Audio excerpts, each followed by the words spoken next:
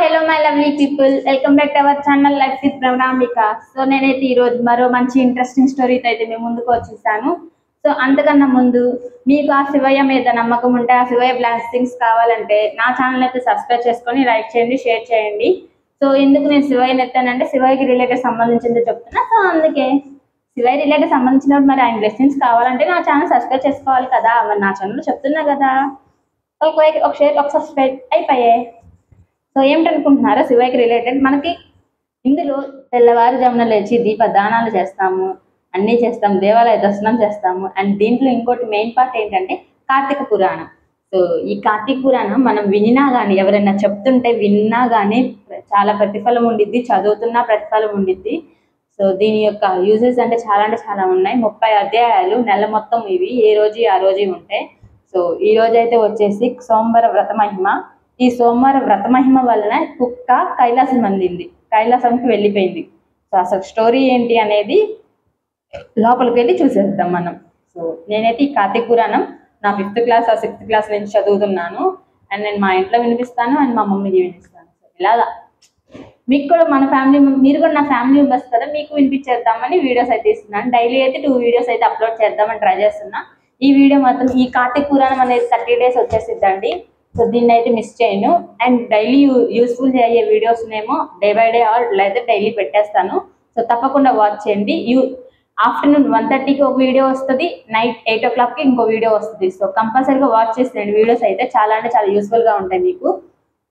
ఇది devotional video అండి. Okay, ఇది ఓన్లీ 30 days సంబంధించిన డివోషనల్ వీడియోనే. 8 o'clockకి 1:30కి మాత్రం డైలీ వచ్చేస్తే చూడండి. ఒకవేళ ఒక్కరోజు రాదు, అటు ఇటుగా కొంచెం ఎడిట్ చేసుకొని టైం కుదరినప్పుడు, పనులు ఉన్నప్పుడు కుదరదు. సో కొంచెం అడ్జస్ట్ అయిపోండి, ఓకేనా? ఇంక మన స్టోరీలోకి వెళ్ళిపోదాం, వచ్చేయండి. కార్తీక పురాణం చూసారా, వచ్చేస్తే సహా ఉండిద్ది. అందుకే మీకు చెప్తాను, మీరు కూడా చూడాలని.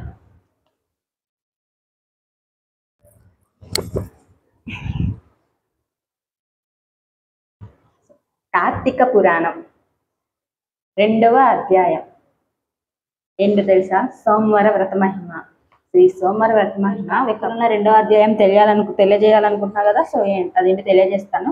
కార్తీక పురాణం 2వ అధ్యాయం సోమవార వ్రత మహిమ ఏంటో తెలుసుకుందాం. జనక, ఇంతవరకు నీకు కార్తీక మాసం నందు ఆచరించవలసిన విధి క్రమం మాత్రమే తెలియజేస్తుంది. కార్తీక మాసంలో సోమవార వ్రతమునకు ప్రత్యేక ప్రాముఖ్యము గలదు.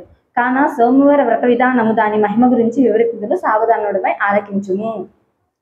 కార్తీక మాసంలో సోమవారం శివునికి అత్యంత ప్రీతికరమైన రోజు. ఆ రోజున స్త్రీ గాని పురుషుడు గాని ఏ జాతి వారైనను రోజంతా ఉపవాసం ఉండి నది స్నానం చేసి తమ శక్తి కొలది దాన ధర్మం చేసి నిష్ఠతో శివదేవుడిని బిల్వపత్రాలతో పూజ చేసిన, సాయంత్రం నక్షత్ర దర్శనం జాగరణ చేసి పురాణ పట్టణం మొనరించి తెల్లవారిన తరువాత నదికి వెళ్లి స్నానం ఆచరించి తిలాదానం చేసి తమ శక్తి కొలది పేదలకు అన్నదానం చేయవలేను. అట్లా చేయలేని వారిలో కనీసం 3 బ్రాహ్మణులకైనా తృప్తిగా భోజనం పెట్టి తాము భుజింపవలయను. ఉండగలిగిన వారు సోమవారం నాడు 2 పూటల భోజనం కానీ ఏ విధమైన ఫలహారం కానీ తీసుకోకుండా ఉండటం మంచిది.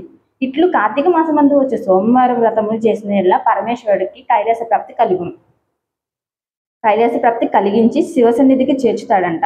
భర్త లేని వితంతు సోమవార వ్రతమును ఆచరించి శివ పూజ చేసినచో కైలాస ప్రాప్తియు, విష్ణు పూజ చేసినచో వైకుంఠ ప్రాప్తి ముందును. దీనికి ఉదాహరణకు ఒక ఇతిహాసం గలదు.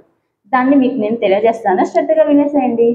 సో కార్తీక సోమవారం ఫలముచే కుక్క కైలాసం అందింది. ఏంటనుకుంటున్నారా? కుక్క కైలాసం అందిందంట. ఏందో స్టోరీ ఉంది కదా, చూసేద్దాం, వినేద్దాం. పూర్వకాలము కాశ్మీర దేశంలో ఒక బ్రాహ్మణుడు కలడు. అతడు పురోహిత వృత్తిని చేపట్టి తన కుటుంబంను పోషించుకుంటూ ఉండేది. అతన్ని చాలా దినములకు కుమార్తె కలిగింది. ఆమె పేరు స్వాతంత్రనిష్ఠుడి. తండ్రి ఆమెను సౌరాష్ట్ర దేశీయుడికి మిత్ర సమయాలు సద్బ్రాహ్మణ యువకునిచ్చి పెళ్లి చేశాడు. ఆ బ్రాహ్మణ యువకుడు 4 వేదములు శాస్త్రములు అభ్యసించిన వాడైనందున సదాచార పరాయణుడై యుండును. అతడు భూతదయ కలిగిన వాడు, నిత్య సత్యవాది, నిరంతరం భగవన్నామ స్మరణ చేయువాడు చెయ్యకుటచే లోకులెల్లరూ అతన్ని అపర బ్రహ్మ అని కూడా చెప్పుకొనుచుండారు. ఇటువంటి ఉత్తమ పురుషుని భార్యయగు నిష్ఠురి యవ్వన గర్వంతో కన్నుగాను మిన్నగాక పెద్దల్ని దూషించుచు, అత్తమామను తిట్టుచు, భర్తను కొట్టుచు, రక్కుచు, పురుపురుష సాంగత్యం గలదై వ్యభిచారినై తన ప్రియులు తెచ్చిన తినుబండారములు బట్టలు పువ్వులు ధరించుచు దుష్టురాలై తిరుగుచుండగా వంశముకు అప్రతిష్ట తెచ్చుచని అత్తమామలు ఆమెను తమ ఇంటి నుండి వెడలగొట్టిరి.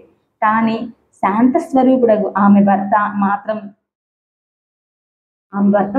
ఆమె యందు అభిమానంతో పోక ఆమె ఎంతటి నీచ కార్యములు చేసినచో సహించి పొమ్మనక విడవక ఆమెతోడనే కాపురము చేయుచుండెను.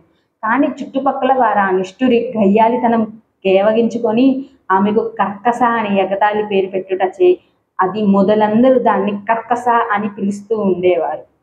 ఇట్లు కొంతకాలం జరిగిన పైన ఆ కర్కస ఒకనాటి రాత్రి ఏకశయ్యపై తన భర్త గాఢ నిద్రలోనున్న సమయం చూచి మెల్లగా లేచి తాళి కట్టిన భర్త అయిన విచక్షణ గాని దయాదాక్షిణ్యాలు గాని లేక ఒక బండరాతిని తెచ్చి అతని తలపై గట్టిగా కొట్టినది. వెంటనే అతడు చనిపోయాను. ఆ మృతదేహం ఎవ్వరి సహాయం అక్కర్లేకని అతి రహస్యంగా దొడ్డిదారిని గోంపోయి ఊరి చివరున్న పాడునూతులు బడవేసి పైన చెత్తా చెదారం చేసి ఏమియూ ఎరుగని దానివల్ల ఇంటికి వచ్చాను. ఇక తనకు ఏ ఆటంకం లేవని ఇంకా విచ్చలవిడిగా ఉండొచ్చని సంచరించుచు తన సౌందర్యం చూసి ఎందరినో క్రీంగట్టని వశపరుచుకొని వారలా వ్రతము పాడు చేసి నానాజాతి పురుషుల తోడను రమించుచు వర్ణ సంకరాలు అయ్యేను. అంతియేగాక పడుచు కన్యలను భర్తలతో కాపురం చేయుచున్న పడుచులను తన మాటలతో చేరదీసి వారికి కూడా దుర్బుద్ధులు నేర్పి పాడు చేసి విడులకు తార్చి ధనార్జన కూడా చేయసాగాను. జనకరాజా, యవ్వనంబికము ఎంతో కాలముండదు కదా, కాలమొక్క రీతిగా నడవదు. క్రమక్రమంగా ఆమెలోని యవ్వనము నశించినది.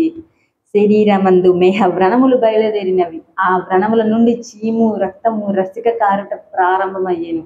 దానికి తోడు శరీరమంతా కుష్ఠవ్యాధి బయలుదేరి దుర్గంధము వెడలుచున్నది. దినదినము శరీర పటుత్వము కృషించి కురూపి అయి భయంకర రోగములతో బాధపడుచున్నది. ఆమె యవ్వనంలో నుండగా ఎన్నో విధాల తృప్తి వెళ్ళిన ఎడల తమ నెటులైనను పలకరించునని ఆ విధి మొగనైనా చూడుకుండరి. కర్కస ఇటుల నరక బాధలు అనుభవించుచు పురుగులు పడి కొంతకాలంకు చనిపోయినది. బ్రతికినన్నాళ్ళు ఒక్కనాడైన పురాణ శ్రవణమైన చేయనే పాపిష్టురాలు కదా. చనిపోయిన వెంటనే భయంకరమైన యమభట్టులు ఆమెను గోంపోయి ప్రేతరాజయ్యగమని సన్నిధిలో నుంచగా యమధర్మరాజు చిత్రగుప్తుల వారిచే ఆమె పాపపుణ్యముల జాబితాను చూపించి, భటులారా, ఈమె భావచరిత అంతింత కాదు. వెంటనే ఈమెను తీసుకెళ్లి ఎర్రగా కాల్చిన ఇనుప స్తంభం కౌగిలించుకోమని చెప్పిరి. భర్తను బండరాతితో కొట్టి చంపినందుకు గాను ఇనుప గడ్డలతో కొట్టిరి. పతివ్రతలను వ్యభిచారులుగా చేసినందుకు సలసల కాగిన నూనెలో పడవేసిరి. తల్లిదండ్రులకు అత్తమామలకు యపకీర్తి తెచ్చినందుకు సీసం కరిగించి నోటిలో చెవులో పూసి ఇనుప కడ్డీలు కాల్చి వాతలు పెట్టిరి. తుదకు కుంభి పాకమున నరకములో వెయ్యగా అందు ఇనుప ముక్కలు గల కాకులు, విషసర్పాలు, తేళ్లు, జర్రులు పుట్టినవి. ఆమె చేసిన పాపములకు ఇటు 7 తరాలు అటు 7 తరాలు నరక బాధలు పడుచుండిరి. సో చూసారు కదా గాయస్, మనం తెలిసి తెలియక చేస్తాం, కానీ తెలిసి మాత్రం ఎటువంటి పాపం ఎప్పుడు చేయకూడదు. తెలియక చేస్తే దేవుడైనా మన్నిస్తాడు. సో తెలిసి మాత్రం ఎటువంటి పాపాలు అయితే చేయకండి. ఫస్ట్ ఆఫ్ ఆల్ అయితే ఒకరిని కించపరిచినట్టు మాట్లాడకండి, ఎగతాళి చేయకండి, ఏమీ చేయకండి. ఒకవేళ వాళ్ళు మనల్ని కింద తొక్కేసేటట్టు మాట్లాడినా సైలెంట్గా వెళ్ళిపోవడం, ఏం మాట్లాడకుండా. అదే మనకు ఒకరోజు సక్సెస్ అవుతుంది కూడా. వచ్చింది మనకి, ఆ టైంలో కోపం వచ్చింది. బట్ మనకి కొంచెం సపోర్ట్ చేసే వాళ్ళు కూడా ఉంటారు, మన కోపాన్ని తగ్గించే వాళ్ళు కూడా ఉంటారు. వాళ్ళు మన పక్కన ఉంటే చాలు, మనం సేఫ్ అయిపోతాం. అండ్ మన కోపాన్ని మనం కూడా అధిగమించుకోవాలి, పక్కన సపోర్ట్ తీసుకోకుండా అధిగమించుకోవాలి. సో ఇంక ల్యాక్ చేయను, మళ్ళీ ఇదే ల్యాగ్ అయిపోతుంది, మళ్ళీ నా మాటతో ల్యాక్ చేయను. ఈ ప్రకారంగా నరక బాధలను అనుభవించి కడకు కళింగ దేశంలో కుక్క జన్మమెత్తి ఆకలి బాధ పడలేక ఇల్లు తిరుగుచుండు కర్రలతో తిట్టుచు తరుముచు ఉండిరి. ఇట్లుండగా ఒకనొక శ్రోత్రియ బ్రాహ్మణుడు కార్తీక సోమవార వ్రతమాచరించి ఉపవాసం ఉండి సాయంత్రం నక్షత్ర దర్శనం చేసి బలి అన్నం అరుగుపై పెట్టి కాళ్ళు చేతులు కడుక్కొండకై లోనికి వెళ్ళాడు. సమయంలో ఈ కుక్క వచ్చి ఆ బలి అన్నం తినిన. ప్రతినిష్ట గరిష్ఠుడైన ఆ విప్రుని పూజా విధానం జరిపించిన బలి అగ్నమగుట చేతను ఆ రోజు కార్తీక మాస సోమవారం అగుట వల్లను కుక్క ఆ రోజంతా ఉపవాసంతో ఉండటం వల్లను శివ పూజ పవిత్ర స్థానమైన ఆ ఇంట దొరికిన ప్రసాదం తినటం వల్లను ఆ శునకమునకు జన్మాంతర జ్ఞానం ఉద్భవించును. వెంటనే ఆ శునకం, విప్రకులోత్తమ, నన్ను కాపాడుము అని మొరపెట్టుకొనెను. ఆ మాటలు బ్రాహ్మణులకు ఆడికించి బయటకు వచ్చి చూడగా కుక్క తప్ప ఇక్కడ ఎవరూ లేనందున ఆయన కులోనికి ఎగను. మరలా రక్షింపు రక్షింపు రక్షింపు అని కేకలు వినపడను. మరలా విప్రుడు బయటకు వచ్చి, ఎవరు నీవు, నీ వృత్తాంతమేమి అని ప్రశ్నించగా, అంత నా కుక్క, ఓ మహానుభావ, ఈ పుట్టుకకు వెనుక 15 జన్మల ముందు విప్ర కులాంగను నేను. వ్యభిచారిణి అగ్ని సాక్షిగా పెండ్లాడిన భర్తను చంపి వృద్ధాప్యంలో కుష్ఠురాలవై తన్ను చాలించిన తరువాత యమదూతల వల్ల మహా నరకం అనుభవించి నా పూర్వీకుల పుణ్యఫలం వల్ల ఈ జన్మలు కుక్కనైతిని. ఈ రోజు మీరు కార్తీక సోమవార వ్రతము చేసి ఇచ్చట ఉంచిన బలి అన్నము తినటం వలన నాకు ఈ జ్ఞానోదయం కలిగినది. కావున ఓ విప్రోత్తమ, నాకు మహోపకారంగా మీరు చేసిన కార్తీక సోమవార వ్రత ఫలం ఒకటి ఇచ్చి నాకు మోక్షం కలిగించమని ప్రార్థించినది అని వేడుకొనగా, కార్తీక సోమవార వ్రతములో చాలా మహత్యం ఉన్నదని వెంటనే వేడుకొనగా చాలా మహత్యం ఉన్నదని గ్రహించి ఆ బ్రాహ్మణుడు ఒక సోమవారం నాటి ఫలమును ఆమెకు ధారపోయగా వెంటనే ఒక పుష్పక విమానం వచ్చి అక్కడికి వచ్చేసింది. ఆమె అందరికీ వందనం చేసి అక్కడి వారందరూ చూడుచుండగానే ఆ విమానం ఎక్కి శివ సాన్నిధ్యానికి వెళ్ళిపోయింది. ఓం నమ శివాయ. వింటివా జనక మహారాజా, వింటిరా సబ్స్క్రైబర్స్? కావున మీరు కూడా ఈ కార్తీక సోమవార వ్రతమాచరించి శివ సాన్నిధ్యం పొందుదరని వశిష్ఠుల వారు అండ్ నేను మీకు వశిష్ఠుల వారు జనకరాజు వారికి హితబోధ చేసి ఇంకను ఇట్లా చెప్పుతూ ఉన్నారు. ఇది 2వ అధ్యాయం. ఈ రోజు 2వ అధ్యాయం పారాయణ సమాప్తం అండి. సో సబ్స్క్రైబర్స్ విన్నారు కదా, మీకు ఈ పురాణం అందచేసాం కదా. సో ఈ పురాణం అన్న విన్నందుకు మీరు సబ్స్క్రైబ్ చేసుకోవాలి. మళ్ళీ మరో పురాణం వినాలనుకుంటే ఓకేనా, లైక్ చేసేసి సబ్స్క్రైబ్ చేసుకోండి. అండ్ కమెంట్లో హరహర మహాదేవ అని కమెంట్ చేయండి నా కమెంట్ బాక్స్లో, ఓకేనా. సో ఇది అన్నమాట. చూశారు కదా, ఆమె జన్మలో ఎన్ని పాపాలు చేసింది, ఎన్ని బాధలు పడింది నరకంలో. అండ్ ఎవరో పెద్దల పుణ్యం వల్ల మళ్ళీ కుక్క జన్మ ఎత్తేసి ఇప్పుడు ఆయన సోమవారం వ్రతఫలం వల్ల ఆయన దారపోయాక ఆమెకి పుష్పక విమానం వచ్చి శివ సాన్నిధ్యంకి వెళ్ళింది ఆమె. ఇంతటి అదృష్టం. ఇలాంటివే చాలా స్టోరీలు ఉన్నాయి, ఇంకా ఉన్నాయి. ఒక చెట్టు నుండి ఒక రాక్షసుడు, పూర్వజన్మ రాక్షసుడు చెట్టు రూపంలో శాపం వస్తే ఆ చెట్టు ఎవరు తగిలితే దాని నుంచి వాళ్ళు వెడి రావడం. అండ్ ఒక ధ్వజస్తంభం ఏర్పాటు చేస్తుంది, దాని నుంచి పగిలి రావడం ఒక మనిషి. స్టోరీలు అయితే చాలా అంటే చాలా ఉన్నాయి. సో చెప్పా కదా, ఐ హోప్ మీకు ఈ వీడియో నచ్చింది అనుకుంటున్నా. మళ్ళీ మరో మంచి వీడియోతో ముందుకు వస్తా.